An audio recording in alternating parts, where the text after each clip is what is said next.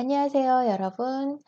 한희재미 배정선 선생님입니다. 사회통합 프로그램 한국사 오늘 삼국시대 8번째 시간입니다. 지난 시간에 고구려와 백제 문화의 특징 그리고 대표적인 유물까지 알아봤는데요.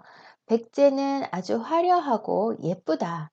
그리고 고구려는 아주 씩씩하고 강한 느낌이다 라고 했습니다.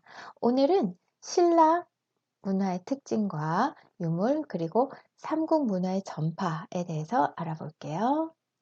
자, 신라의 문화는 한마디로 고구려와 백제 문화의 영향을 많이 받았습니다. 그리고 자신만의 문화를 발전시켜 나갔어요.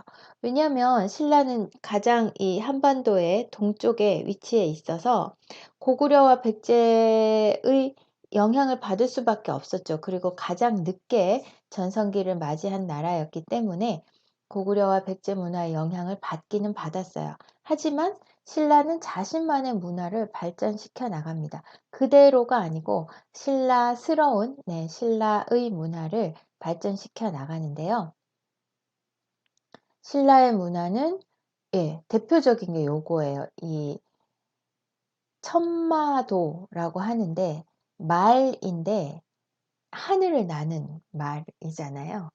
이 그림이 나왔다고 해서 이 무덤도 천마총이라고 불러요. 천마총은 무덤을 반을 이렇게 오픈을 해서 그 안에 들어가서 볼 수 있게 되어 있습니다. 안에는 다 돌로 이렇게 쌓아놨던 돌로 쌓아놓고 그 위에 흙을 덮었는데 이제 유물을 발굴을 하면서 사람들이 들어가서 볼 수 있게 해놨어요. 근데 누구 건지 몰라서 아주 높은 귀족의 무덤인 것 같기는 한데 이 그림도 나오고 막 하니까 근데 누구 건지 확실하게 몰라서 그냥 천마총이라고 부릅니다. 천마도가 나왔다고 해서 천마총이라고 불러요. 여러분 경주에 가면 한번 가보세요. 진짜 신기해요. 자, 요 천마총 그림을 보면 백제 문화의 느낌도 아니고 고구려 문화의 느낌도 아니죠. 분명히 영향은 받았지만 신라 자신만의 문화를 발전시켜 나갔다라는 거 알 수 있습니다. 그리고 신라는 정말 금관이 화려했어요. 물론 그 백제 무령왕릉에서 발견된 그 금관 장식 그건 진짜 화려했지만 신라도 뭐 거기에 뒤지지 않죠. 그쵸? 신라 금관은 이렇게 되어 있습니다. 전 세계에서 발견된 고대 금관은 모두 10개인데 그중 6개가 신라의 금관이래요. 무령왕릉은 금관이 통째로 발견되지는 않았고 금관 장식만 발견이 됐고 근데 금관 장식만으로도 얼마나 화려했을지 알 수 있을 뿐이에요. 근데 신라는 금관이 6개나 발견이 됐다고 합니다. 그리고 가야 금관 보면은요, 신라에 비해 모양이 조금 단순하죠. 네, 그 높이도 조금 낮고요. 신라 금관 보세요. 엄청 화려하죠. 그리고 옥도, 네, 금뿐만이 아니라 옥도 이렇게 달아놨습니다. 신라 금관 아주 화려하다. 그리고 전 세계 10개 중에 6개가 신라다. 그리고 하나는 가야네. 그쵸? 자, 신라 문화 보시면 요런 기마 인물 토기니까 그릇이잖아요. 여기가 이제 잔이죠. 근데 잔을 이렇게 말 타는 사람처럼 이렇게 만들 필요가 없잖아요. 그러니까 이거는 정말로 이제 신라 사람들이 이런 그 장식품이나 공예품을 만드는데 아주 최선을 다했다라는 걸 알 수 있습니다. 기마인물 토기 실제로 여기 잔에다가 뭐 부어 먹었을지는 모르겠지만 그리고 신라의 금관 보시면은요. 신라는 보통 우리가 소박하다라는 말을 많이 해요.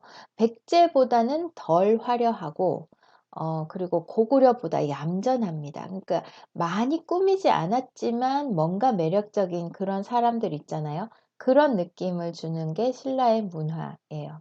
요게 첨성대죠. 여러분 경주에 가면 볼 수 있습니다. 네, 동양에서 가장 오래된 천문 관측 기구다 이런 말도 하는데요. 요게 이제 그 도리 전체가 365개 1년 그리고 여기서부터 여기까지가 30단 한 달 뭐 이렇게 얘기를 하죠. 그리고 동서남북 방향을 정확하게 짚고 있고 해와 달의 움직임과 관계 있는 숫자들로 네, 이렇게 첨성대가 만들어져 있습니다. 첨성대도 기억하시고요. 그 다음에 가야는 무조건 철이에요, 여러분. 가야는 철. 철의 바다라고 했잖아요. 이 철제, 갑옷, 투구, 예, 질 좋은 철이 많이 생산되고 바닷길을 통해 중국과 일본에 철을 수출하기도 했습니다. 요거는 철제 투구와 갑옷. 투구는 요 머리에 쓰는 거 갑옷. 가야는 말한테도 이 철제 갑옷을 입혔다고 제가 지난 수업 때 말씀을 드렸는데 기억하고 있는지 모르겠네요. 자, 그리고 가야도 요런 수레바퀴형 토기 그릇입니다. 요것도 마찬가지. 그리고 가야에는 빼놓을 수 없는 가야금이 있죠. 그쵸? 음악을 사랑했어요. 예술과 문화를 사랑한 나라가 가야입니다. 왜 그래요? 가야도 강, 바다, 산이 다 있죠. 낙동강 유역의 넓은 평야, 그리고 낙동강, 그리고 산, 바다, 남해 다 있었습니다. 그러니까 가야도 먹을 것이 정말 풍족했던 나라거든요. 먹을 것이 풍족해야 문화가 발전합니다. 배가 고픈데 노래가 나오지 않잖아요, 여러분. 그래서 가야도 문화가 굉장히 발달했던 나라고요. 이 가야금, 우륵이라는 사람이 만든 가야금은 나중에 신라에도 넘어가고 지금까지도 가야금을 연주해서 예, 가야금을 배우는 사람들도 많고 그렇습니다. 자, 가야는 이렇게 높이 쌓은 그릇이 특징인데요. 가야의 토기들 보시면 항상 이렇게 그러니까 높이가 있어요. 밑에 받침이 있죠. 근데 어떤 가야냐에 따라 이 밑에 뚫린 모양이 다르다고 하는데 가야는 육가야가 있었잖아요. 금관가야, 대가야, 의령가야 이렇게 있었잖아요. 네, 이런 육가야들마다 이 모양이 조금씩 다르다고는 합니다. 하지만 이렇게 높이 쌓아 올린 토기들이 가야에서 많이 발견이 되고 있어요. 자, 삼국과 가야의 문화 한번 보면은요. 고구려는 힘찬 문화, 강하고 힘찬 느낌이면 고구려, 백제는 아주 화려하고 예뻐요. 신라는 조금 덜 꾸민 것 같은데 매력적인, 자꾸 볼수록 매력적인, 소박하다라는 얘기를 많이 합니다. 가야는 철기 문화가 발전했고 음악도 발전했다. 그리고 토기가 아주 많이 나오고 있다. 그거 기억하시면 됩니다. 각 나라마다 조금씩 독특한 문화를 발전시켰다라는 것도 되게 재밌죠. 아주 가까운 네, 다른 나라들에서 삼국시대는 결국은 지금 우리나라니까 가깝잖아요. 그런데도 고구려, 백제, 신라, 가야가 각각 독특한 문화를 발전시켰다라는 것이 재미있는 것 같습니다. 자, 근데 뭐 무용총 그리고 무령왕릉 뭐 이렇게 하잖아요. 이 무덤의 이름은 어떻게 짓느냐? 능이라는 것은 왕과 왕비의 무덤이라는 게 확실하게 밝혀졌을 때는 능이라는 이름 붙이고요. 무령왕릉은 왕의 릉이잖아요. 그리고 묘는 일반 사람들의 무덤, 그리고 총은 높은 사람인 것 같은데 주인을 알 수 없어요. 그럴 때는 총, 무영총, 무용총, 쌍용총, 고구려에 이런 총이 많죠. 아까 장군총도 있었죠. 자, 지배자의 무덤이지만 주인을 알 수 없다. 그럴 때는 총자를 붙입니다. 신라에도 천마총 있었죠. 자, 이렇게 능, 묘, 총, 무덤의 이름도 구별할 수 있다라는 것도 알아두시고요. 자, 그 다음 삼국 문화를 일본에 전파를 하게 되는데, 일본을 그때는 왜라고 불렀습니다. 지금 고구려는 담징이라는 사람이 종이와 먹을 전파해 줬고요. 그리고 호류사라는 절에 벽화를 직접 그렸다. 지금 호류사는 아마 없어졌을 거예요. 불에 탔나? 그럴 겁니다. 그 다음에 이 백제는요, 유학, 한문, 불교를 전해줍니다. 그리고 신라는 배 만들기, 저수지 기술, 가야는 토기 제작 기술. 가야 토기가 굉장히 다양하고 예뻤잖아요. 그러니까 이 삼국과 가야는 모두 다 일본의 문화를 전파해 주게 됩니다. 주고받고 하는 거죠. 우리는 중국에서 조금 받고 일본에 또 전해 주고, 일본은 섬이기 때문에 이 문화를 전파받기가 조금 어려운 지리적인 위치가 있잖아요. 그러니까 이 고구려 백제 신라에서 배를 타고 전해 주는 그런 형태가 되었겠죠. 자, 요거 다 기억해야 됩니다. 그다음, 일본의 고대 문화에 가장 많은 영향을 준 나라는 바로 백제예요. 백제가 전에도 보면은 처음부터 한강을 타고 이렇게 중국과 외와 많은 교류를 했다라고 말씀을 드렸잖아요. 그래서 백제가 유학, 한문, 불교 굉장히 중요한 이 것들을 다 일본에 전해주게 되는데요.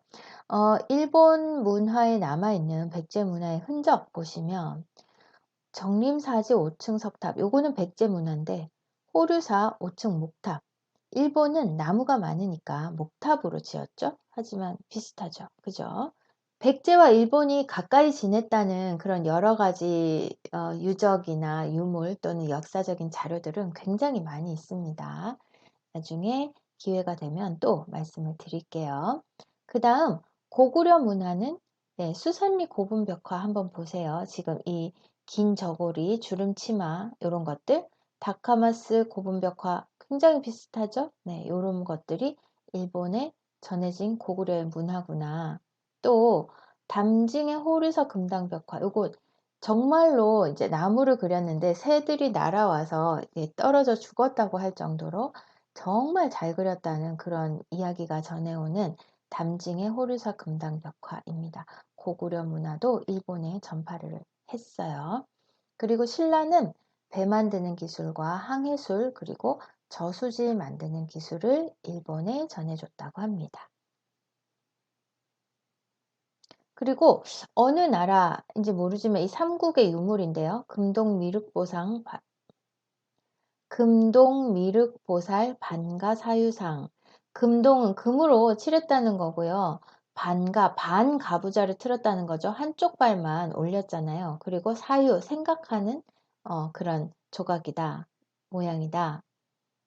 근데 일본의 이 국보거든요. 목조 미륵보살 반가사유상하고 굉장히 비슷하죠. 요거는 금동이고 요거는 나무라는 것, 그 정도 차이가 있습니다. 그래서 삼국 문화가 이렇게 일본에 전해졌구나 라는 것을 알 수 있는 부분입니다. 우리는 서로 언제나 만나면 뭘 하나를 배우게 되고 가르쳐 주고 하다 보니까 문화도 마찬가지로 전해받는 것도 있고 전해주는 것도 있고 그런 거죠. 그래서 가까운 나라들끼리는 문화를 전해받고 전파를 하기도 합니다. 우리도 옛날에도 그랬던 것 같아요. 자, 그럼 여러분 오늘 삼국의 문화, 신라의 문화 특징과 신라 유물 그리고 삼국의 문화 전파까지 알아봤습니다. 복습 꼭 해주시고요. 다음 시간에 만나요. 안녕. 한국에 대한 정보가 모두 있는 곳이 있다고요? 그게 어디예요? 네, 네이버 카페 한국어 놀이터 한이재미입니다.